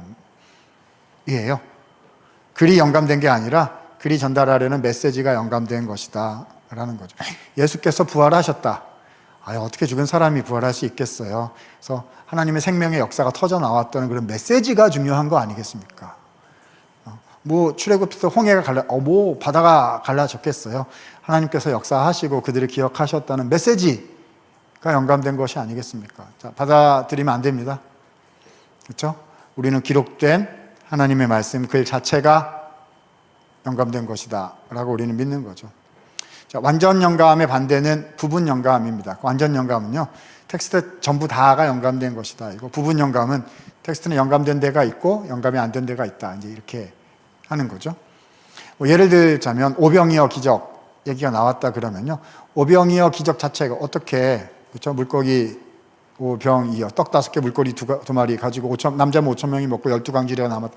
그런 일이 과학적으로 어떻게 벌어질 수 있습니까? 그러니까 그거는 영감이 안 된 거고, 근데 거기에 대해서 예수님께서 뭐라고 하신 말씀, 나는 생명의 떡이다, 뭐 이런 말씀 하셨으면요, 그런 말씀들은 영감된 것이다 이렇게 가는, 그래서 텍스트 중에서 일부가 영감된 것이다 이렇게 가는 부분 영감. 그렇지 않습니다. 완전 영감은 뭐죠? 성경 말씀은 전체가 영감된 거죠. 유기적 영감, 기계적 영감입니다. 기계적 영감은 하나님께서 이 성경 기자들을 인격적인 도구로 쓰신 게 아니라 기계적인 도구로 쓰셨다. 그러니까 성경 저자들이 자기가 뭐라고 적고 있는지 자기들은 몰랐다. 이런 거잖아요. 그냥 이렇게 돼가지고 막 뭐 감전된 것처럼 삐삐삐삐삐 썼더니 눈 딱 떴더니 뭐가 다 써져 있어가지고 내가 뭐라고 썼는지 나는 모르겠어. 이런 기계적 영감. 그거는 우리가 취하는 영감설이 아닙니다. 그렇죠? 하나님께서는 성경 기자들이 인격적으로 사용하셨어요. 바울 서신도 보면 로마 교회에 대한 마음, 고린도 교회에 대한 마음, 에베소 교회에 대한 마음이 다 다르잖아요. 그 상황 속에 나오는 메시지가 다 다르죠. 그들의 인격, 그들의 상황, 또 그들에게 주셨던 하나님의 마음, 뭐 이런 것들 다 활용이 되었고요. 그리고 구약 성경 안에 보면 후대 사람들이 모세의 율법을 인용하기도 하고, 그잖아요. 선대 구절들을 인용하기도 하고, 신약 성경은 구약 성경을 인용하기도 하고, 또 역대 지략에 뭐라고 기록되어 있었다, 뭐 이런 표현들이 나오기도 하고, 그래서 선대의 문서 같은 것들을 활용하였고, 저 인간 저자들이 그렇게 해서 하나님 말씀을 기록했어요. 근데 그 모든 과정 중에 성령 하나님께서 역사하셔서 오리가 없고 정황무어한 하나님의 말씀으로 기록이 되었다. 이게 저희가 생각하는 유기적인 영감설이 되는 거죠. 그래서 건강한 성경 신학은요, 비평학이 얘기하는 것처럼 역사 재구성한다, 뭐 본문이 중요하다, 청중 독자가 중요하다, 이게 중요한 게 아니라 뭐죠? 하나님의 말씀의 의도는, 하나님의 말씀은 역사성이 있는 것이고 진실한 것이고 실제로 일어난 일들이고 오리가 없고, 그리고 그 저자의 의도가 본문의 의도 속에 나타나 있기 때문에 우리는 본문을 깊이 살핌으로써 하나님의 계시의 뜻이 무엇인지를 살피려고 하고 그 말씀 순종함으로 받고 그 말씀을 실천하려고 하는, 그렇죠? 그 자세가 있어야지 우리가 우리의 이성으로 판단하고 재구성하고 하는 일들은, 그거는 건강한 신앙, 건강한 신학으로서는 할 수 없는 일이다, 이렇게 말씀드릴 수 있겠습니다. 자, 그렇다면 건강한 보수 신학의 주장은 무엇인가? 자, 결론 이렇게 해놓고 한두 페이지 더 넘어가네요. 자, 한 두 페이지 정도 말씀드리고 마치도록 하겠습니다. 건강한 성경 해석 방법론은 세 가지 기준을 가지고 있다고들 얘기를 하죠. 역사적 해석, 문법적 해석, 신학적 해석을 해야 한다는 겁니다. 역사적 해석은 이제 첫 번째로는 역사 배경을 고려하라는 뜻인데요. 더 정확히 얘기하자면요. 그 본문을 읽었던 1차 독자, 1차 청중들이 그 말씀을 어떻게 받아들였을 것인지를 찾아내라. 이제 그걸 역사적 의미라고 불러요. 그러니까 모세오경, 창세기 같은 경우는 첫 번째 그 말씀을 들었던 사람들이 누구일까요? 그 스토리 말고 모세가 썼던 글의 이야기, 신명기를 들었던 사람들은 모세 시대 사람들이었겠죠. 그잖아요. 그렇죠? 그분들에게 그 말씀은 어떤 의미였을까? 이게 역사적 해석이고 이제 이게 출발입니다. 근데 여기서 끝나지 않아요. 두 번째, 문법적 해석입니다. 문법적 해석이란 성경 말씀은 글이라는 매개체를 통해서 우리에게 주어졌다는 것을 고려해야 된다는 거예요. 그래서 성경 원문의 문법도 봐야 하고요. 문맥도 봐야 하고, 그렇죠? 전체가 어떻게 거시적으로 창세기부터 말라기까지 어떤 주제가 어떻게 흘러가는지를 추적해 나가야 되고, 기록된 글을 주목하면서 성경 말씀, 본문에 주목하라는 거죠. 본문 중심으로 해나가야 된다. 그래서 여기서 창세기부터 흘러서 신약까지 가게 되죠. 마지막으로 신학적 해석입니다. 자, 아까 다 말씀드렸어요. 구약과 신약의 메시지를 보편화하여, 그렇죠? 이게 체계화한 게 뭐죠? 신학. 이때 신학은 뭐죠? 조직신학. 교리를 얘기하는 거라고 했잖아요. 우리의 성경 해석은 어디까지 가야 되는 거죠? 조직신학 교리까지 가야 됩니다. 하나님은 어떤 분이신가? 그렇죠? 예수 그리스도는 어떤 분이신가? 교회는 어떤 곳인가? 이런 그렇죠? 조직신학까지, 건강한 조직신학까지 연결이 될 수 있어야 되는 것이거든요. 그래서 구약에서 출발해서 신약으로 가고, 그리고 어디까지요? 교리까지 가서 건강한 신학의 체계 안에서 그 신학을 풍요롭게 하는 그런 성경 해석이 되어야지, 건강한 교리를 이렇게 허물어 내리는 그런 해석이 되어서는 안 되겠죠. 그래서 역사적, 문법적, 신학적 해석을 하는 것이 필요하다라는 것입니다. 이 건강한 성경 해석의 원리로는요, 구원 계시의 점진적 발전이라는 원리가 있는데, 다음 시간에 잠깐 간단히 소개를 해드리도록 하겠습니다. 자, 다음 시간에는 어떻게 할 거냐면요, 이 건강한 성경 해석의 원리를 말씀드릴 거고, 또 비평학의 실제 주장들, 아까 말씀드렸던 창세기 1장과 2장의 내용들, 또 이사야서의 저자는 누구인가 하는 그런 내용들 같은 실제적인 비평학의 주장들을 말씀을 좀 드릴 거고, 그런 주장들이 성경을 건강하게 해석하고 우리의 교회의 신앙을 세워나가는데 어떤 약점과 난점들을 우리에게 던져주고 있는지를 실제적으로 좀 살펴보고요. 그리고 우리 보수신학에서는 거기에 대해서 어떻게 대응하고 답변하고 있는지 하는 것을 실제적인 좀 예를 중심으로 말씀을 드리겠습니다. 이런 모든 과정들이요, 그냥 비평학이라는 우리랑 견해가 다른 것들에 대한 재미없는 공부 뭐 이런 게 아니고요. 이런 것들이 우리 교회로, 또 우리 성도들에게로, 우리 신학계로 이렇게 들어오고 있는 것들이 많이 있기 때문에 우리는 건강한 성경 해석, 그리고 우리의 진리를 잘 디펜스하고, 그리고 수호하고 하나님의 말씀대로 살아가려고 하는 그런 우리의 노력, 훈련 과정으로서 의미가 있는 것이다, 이렇게 말씀드릴 수가 있겠습니다. 자, 오늘은 이 정도까지 말씀드릴 건데요. 그래서 이론적인 부분 말씀드렸고, 다음 주에 사례 중심으로 해서 조금 더 흥미로운 이야기로 여러분 다시 만나 뵐 수 있도록 하겠습니다. 오늘 여기까지 하겠습니다. 들어주셔서 감사합니다. 네, 제가 기도하도록 하겠습니다. 존귀하시고 은혜가 풍성하신 하나님, 우리 성수협 우리 온라인 세미나 강의로 함께 내용들을 나눌 수 있도록 기회를 주시고 허락하신 하나님께 감사를 드립니다. 하나님, 저희가 늘 원하고 또 기도하는 것처럼 정말 우리에게 주신 하나님의 귀하신 말씀, 정말 흠이 없고 온전하며 우리를 변화시키시는 그 진리의 말씀을 저희가 잘 수호하고 잘 붙들며 발전시켜 나갈 수 있도록 하나님 우리에게 은혜 주시기를 원합니다. 하나님, 모든 강의를 준비하여 주신 우리 성수협 분들, 그리고 강의 함께 하여 주신 모든 분들 위에 하나님의 선하신 은혜를 내려주셔서 주의 나라를 굳건히 세워나가는 저희 모두가 될 수 있도록 주님 복을 허락하여 주시옵소서. 감사하며 구주 예수님 이름으로 기도드리옵나이다. 아멘.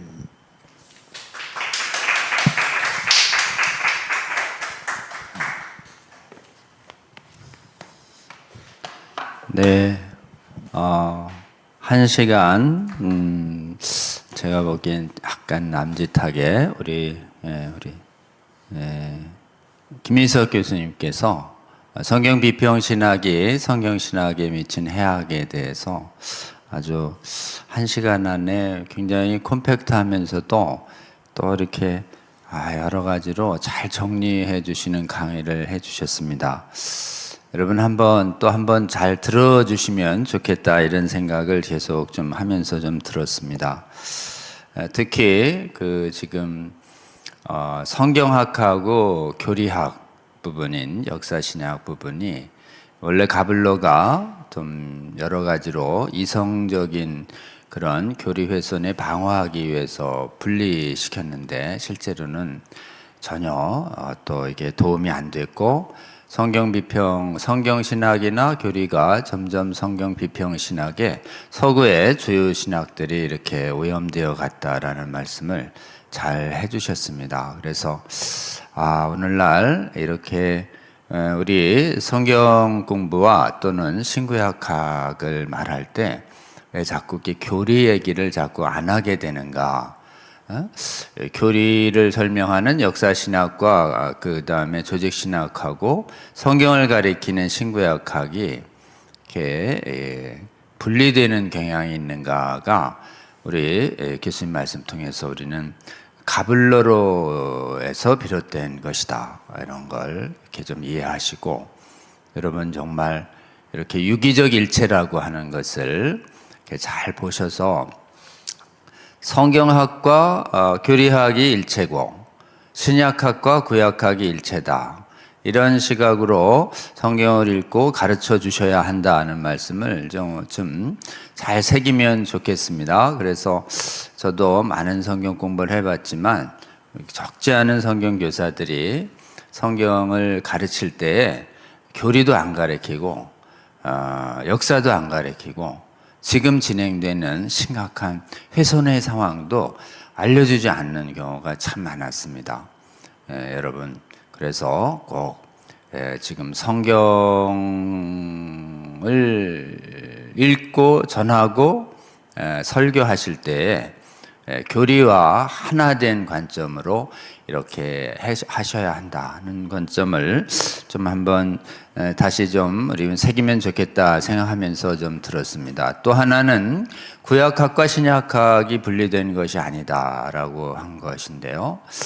구약학과 신약학이 분리되기 시작하면은 유대주의적인 성경 해석학을 우리가 받아야 하는 예수 그리스도를 이렇게 부정하는 관점을 받아야 되고 특히 예수님이 가르쳐 주시고 사도들이 가르쳐 주신 구약의 해석을 거절해도 이단이 아니다라는 결론에 빠지게 됩니다. 그래서 구약학과 신약학도 유기적 일체다라고 하는 이런 관점도 우리가 잘 새기면 좋겠다 이런 생각을 했고요. 또 하나는 여러분 비평의 이제 분류 방법이 여러 가지인데 우리가 답을 알기 전에 이 비평의 실체에 대해서 잘 알아야 되는데 역사 비평, 기본적으로 본문 비평, 독자 비평으로 비평학이 나뉘어지고 역사 비평에는 자료 비평, 양식 비평, 편집 비평, 자료, 양식, 편집 다 문학 용어 같잖아요. 근데 자료, 양식, 편집 이게 역사 비평이다. 그런 거. 그래서 여러분 그런 용어들 나오면 역사 비평적인 용어구나 이런 것들을 한번 기억하시면 좋겠고 더 좀 저기한 것은 본문 비평의 용어도 좀 익숙해지면 좋을 것 같아요. 본문 비평 안에 문학 비평이 있고요. 문학. 정경 비평과 정경적 접근이라는 용어도 있다. 정경적 접근이 우리 편인 것 같지만 역사 비평이다. 역사 비평적 전제를 가졌다. 특히 B.S. 차일드라는 분을 높이 평가하시는 이런 성경 교사들이 적지 않은데 경계해야 한다. 거기에 이렇게 우리에게 좀 유익을 줄 만한 통찰력도 있지만 기본적인 전제 성경을 완전하신 하나님의 사실인 말씀으로 보지 않는다는 말씀도 좀 보면 좋을 것 같고요. 독자 비평에 이제 독자 비평, 페미니즘 비평, 후기 식민지적 비평의 관점이 있다. 특히 여기 독자 비평에 현독자 비평도 있고 특히 좀 원독자 비평도 비평의 하나일 수 있다라고 하는. 그래서 지금 이렇게 우리 교수님께서 짧지만 말씀해 주신 내용들을 보면 저거 우리 성경 교사님이 얘기하신 용어인데 저게 비평의 큰 틀 안에 있는 거구나. 이런 거를 좀 감지하는 능력을 여러분 좀 한번 받았으면 좋겠다 이렇게 생각을 좀 됐고요.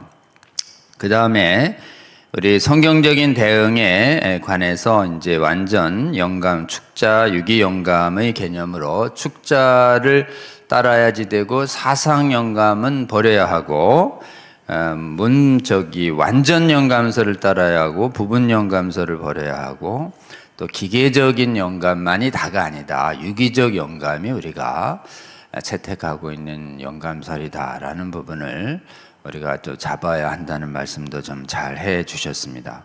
그러면서 이제 이 건강한 성경 읽기 방식으로 역사적 해석과 문법적 해석과 신학적 고려 이 세 가지를 얘기하셨는데 역사 문법은 전부 우리가 비평한테 붙여져 가지고 역사를 가져오면 저거 아닌 것 같고 문법을 가져오면 이거 문학 이거 안 가져오면 돼. 근데 그게 아니다. 그런 부분에서 비평적 관점이 아니라 역사적 방법론, 문법적 문학적 방법론을 활용해서 교리를 잘 연결시키는 성경 읽기 가르치기가 돼야 한다는 말씀을 잘 해주셨습니다. 여러분 이거 이제 다음번 강의를 위한 기초 이론 강의라서 이게 구체적인 거하고 이게 연결이 돼야 좀 더 생생하게 이해되실 수 있으십니다. 다음번 강의도 꼭 같이 들어야 이 강의가 이해가 된다. 다음번 강의 안 들으면 이 강의만으로 이해하는 건 진짜 어렵다. 다음번 강의 필수다라는 말씀을 그러니까 다음번 강의 여러분 꼭 기대해 주시면 좋을 것 같습니다. 그리고 다음번 강의의 주제를 구원 계시의 점진적인 발전과 실제 주장과 반박들과 훈련들에 대해서 원래 신학교에서 또 MDB에서도 잘 배우기 어려운 거의 THM 박사과정에 있는 과정을 우리 한두 시간에 압축적으로 가르쳐 주시는 쪽집게 강의이기 때문에 여러분 꼭 들으셔야 돼요. 꼭 들으셔서 여러분 이렇게 성경 읽어야 오늘날 성경 신학에 들어온 우리랑 다른 전제를 가진 교활하고 교묘한 이런 잘못된 신학을 이렇게 구별할 수 있다. 이 부분을 잘 들어주시고 다시 한번 새겨주시면 좋을 것 같고요.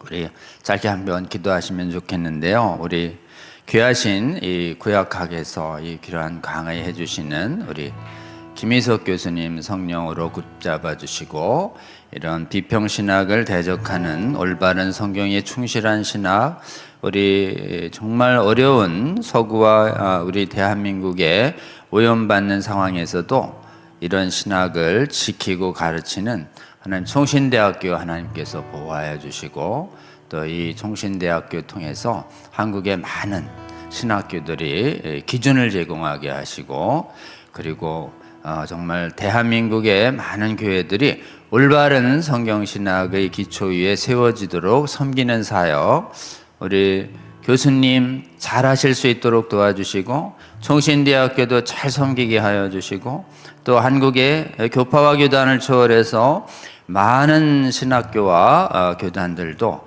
이런 바른 성경신학이 가르쳐지는 사역에 우리 총신대학교하고 김희석 교수님 교학에 사용하여 달라고 우리 주여 한번 부르고 잠깐 기도합니다. 주여 하나님 우리 성경신학적인 강의를 이렇게 귀하게 아버지 하나님 강의하게 하여 주시니 감사합니다. 아버지 구약학과 신학학이 얼마나 하나님 올바르게 하나님의 뜻에서 어긋났는지 오늘 김희석 교수님 통해 강의를 통해서 말씀하여 주시니 감사합니다. 하나님 이 성경 고등 비평하기 또 하나님 성경신학과 하나님 조직신학과 역사신학을 분리시킨 관점이 얼마나 하나님 오늘날 수많은 성경을 공부하고자 하는 사람들과 가르치는 사람들을 하나님 오염시키고 미혹시키는지 잘 알려주셔서 감사합니다. 하나님 이렇게 성경에 하나님 하나님 완전 축자 영감 교리를 굳게 잡고 고등비평의 해악을 분명히 드러내고 성경에 충실한 아버지 성경학을 지키고 보수하고 전파하는 일을 감당하신 우리 김희석 교수님 성령으로 붙잡아 주시고 앞으로 이 사역을 더욱더 붙잡아 주시고 하나님 한국의 세계의 하나님 성경 믿는 신학교와 교회들을 수호하고 지키는데 우리 하나님 김희석 교수님 귀하게 사용하여 주시고 섬기는 하나님 정신대학교를 하나님 불쌍히 여기시고 더욱더 보호하여 주셔서 하나님 성경을 바로 가르치는 고약학자 신학자들이 계속 세워지고 아버지 그곳에서 배운 많은 사람들이 이 시대에 어려워지는 한국과 세계교회를 아버지 올바른 성경 신학을 가지고 지키고 전파하고 깨우는 일에 귀하게 사용하여 주시고 하나님이 정신대학교를 지켜주시고 보호하여 주심으로 말미암아 교파와 교단을 초월해서 하나님 성경신학이 구약학이 주여 하나님의 뜻대로 바르게 가르쳐지는 신학교의 회복운동이 일어나게 하여 주시고 아버지 이래 우리 정신대학교와 김민석 교수님 귀하게 사용하여 주시고 이곳에서 배우는 사람들이 하나님 교회를 지키고 수호하고 바른 말씀을 전하는 용사로 세워지고 전파되는 아버지여 귀한 하나님의 귀한 사역자들을 세우는 학교 되게 하여 주시고 올바른 신학 수호하고 전파하는 운동에 하나님 교수님과 우리 신학교 사용하여 주시고 한국의 교파와 교단을 초월한 많은 성경을 아버지여 신학에 종사하는 신학자들과 목사들을 귀하게 사용하여 주시고 이 강의를 통해서 강단마다 하나님 정말 성경과 올바른 교리를 분리하지 아니하고 통합하는 바른 설교가 하게 하여 주시고 아버지여 비병신학이 미혹된 아버지여 수많은 잘못된 교리와 설교에 맞서 올바른 하나님의 말씀이 충실히 선포되는 강단위로 회복시키는데 귀하게 사용하여 주시고 이 운동이 한국에서 시작해서 세계에 무너진 아버지여 주리교회를 회복시키는데도 하나님 귀하게 사용하여 주시옵소서. 감사드립니다. 이 모든 기도 우리 주님 예수 그리스도의 이름으로 기도하옵나이다. 아멘. 네, 또 우리 다음 좀 강구하겠습니다. 네, 저희가 이제 성수협 강의가 이제 오늘 강의를 통해서 그 성수협의 1기 강사님들의 강연이 모두 이렇게 이제 됐습니다. 우리 다음번에 우리 김희석 교수님 강의하시면은 내년에 이제 2년차 강사님이 또 25분들께서 성수협의 강의를 해 주시기로 이렇게 하셔서 2기 강사님들의 이 포스터가 나올 것 같습니다. 여러분, 이 강의가 얼마나 필요한지 강의를 잘 들어보시면 아실 수 있으십니다. 그래서 많은 성도님들이 깨어나야 되고요. 또 이 강의를 통해서 많은 목사님들도 용기 있게 깨어나야 하고 또 전도사님들과 또 신학 교수님들도 성경 믿는 믿음으로 돌아가야 하는 상황입니다. 여러분 기회 되는 대로 이 강의를 여러분 교회 채널과 또 여러분이 알고 있는 신학교와 기관의 선교단체 적극 우리 성수협 강의를 공유해 주시는 채널 공유운동 하고 있습니다.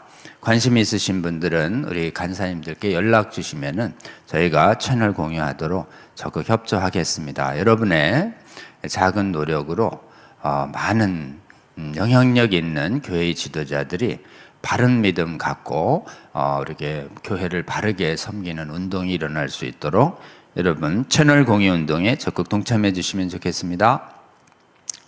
그 다음에 저희가 매주 지금 이렇게 교수님이 말씀해 주신 내용대로 성경을 바로 읽고 바로 전해서 오늘날의 비평신학 또 그리고 이성보다 체험을 앞세우는 신비주의라는 불건전한 신앙 대적하고 또 이 시대의 교회를 안팎에서 허물어뜨리고 있는 유물진화론 또 차별금지법을 대항하는 성경적인 그런 진리의 힘을 얻는 그런 성경 읽기 과정, 성순성 과정이 지금 진행되고 있습니다. 그래서 여러분 오늘도 한 6시 45분부터 진행될 텐데요. 창세기부터 우리가 하나님 뜻대로 읽어갈 때 창세기부터 계시하고 있는 그리스도의, 오늘은 대속과 그리스도의 옷입힘의 구원에 관한, 영생에 관한 가르침이 창세기부터 하나님께서 충분히 계시하여 주셨고, 그 내용은 구약 전반과 또 신약 전반, 그리고 교회사를 통해서도 이 대속과 그리스도의 옷입힘의 구원을 부정하는 이런 거짓 신학의 공격이 수없이 있었고, 그것을 이레니우스나 어거스틴이나 기타 오늘날의 이런 자유주의 신학에 대적해서 이른바 보수주의적인 성경적인 복음주의 신학을 대적해오는 현재에 이르기까지 이 전쟁이 계속되고 있다는 관점을 좀 증언하려고 합니다.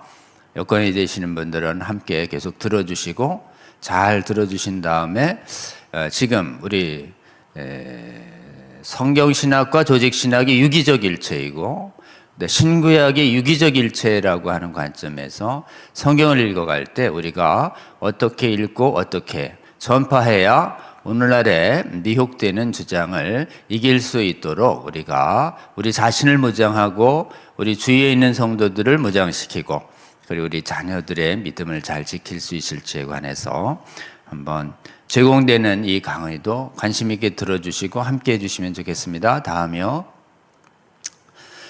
우리 기도하고 있습니다. 특별히 많은 기도원 중에 우리의 현실적 필요에 대한 문제 해결을 위해서 기도의 자리로 나아가야 하지만 지금 이 시대에 가장 필요한 기도 운동은 교회에 임하는 하나님 나라가 성경 믿는 믿음이 회복되도록 하는 기도 운동이 전 세계 교단과 교파 지역을 초월해서 절실하다. 그래서 전 세계에 정말 성경 믿는 참 성도들을 보호하고 지키고 회복시키기 위한 이런 기도 운동이 필요하다. 이렇게 해서 저희가 지금 예수님이 가장 많이 하신 산기도 하고 있고 기도 제목을 매주 이렇게 올려드리고 있습니다.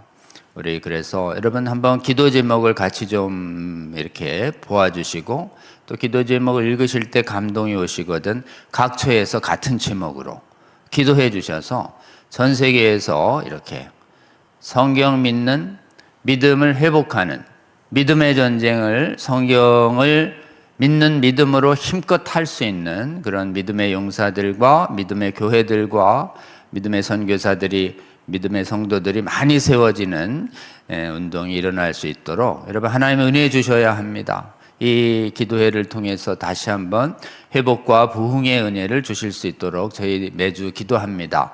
매주 목요일 8시 반에 청계산의 기도처에 모여서 저희가 성수역 하나님 나라 언약을 잡고 기도한 지가 한 1년 다 돼가고 있는 것 같습니다. 여러분 요새는 이쪽 산 아래는 덥지만 산으로 오시면 시원합니다. 또 지금 아주 기도하기 좋은 시즌입니다, 여러분. 그래서 매번 10명 안팎의 분이 계속 모여서 같이 흩어져서 기도하고 또 합심해서 기도합니다. 산에 혼자 오시기 겁나시니까 저희가 같이 올라가 드리기도 하고 그러니까요. 관심 가지신 분은 꼭 함께 오셔서 매주 한 번씩 1시간, 2시간 안팎을 함께 기도하는 시간 해주시면 저희가 돌아보니까 저희가 기도 제목으로 올려드린 것을 하나님 빠짐없이 응답을 하고 계십니다. 여러분 함께 교회에 임하는 하나님 나라를 위해서 기도하는 하나님 나라 언약산 기도회 운동에 동참해 주시고 각처에서도 같은 기도 제목으로 기도해 주시면 좋겠습니다. 다음이요. 우리 지금 전국에 지금 당면한 전쟁이 좀 있는데요. 지금 동서원 합법화 운동 세력이 세력적으로 얼마 되지 않는데 이들이 일본에서 지방법원에 막 10개 이상의 소송을 제공했더니 일본엔 막아서는 분들이 없어가지고 일본 전역의 지방법원에서는 지금 동서원 합법화 인정 판결이 일어나고 있습니다. 10년 전에 일어났던 동서원 소송을 저희들이 막아놨더니 이들이 일본의 사례를 계기로 해서 일본은 지금 얼마 전 준하지 않으면 고등법원까지 쟤들이 이겼고 대법원 우리나라 헌법재판소가 없습니다. 일본은 곧 사법 판결을 통해서 합법화될 가능성이 아주 높아진 상태인데요.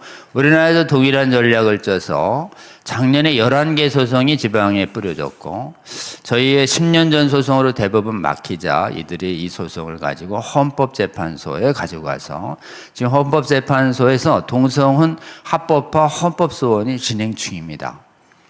우리가 좋은 논문들과 글을 만들어서 헌법재판 하시는 재판관님들께 제공을 해드려야 이분들이 미혹을 막습니다.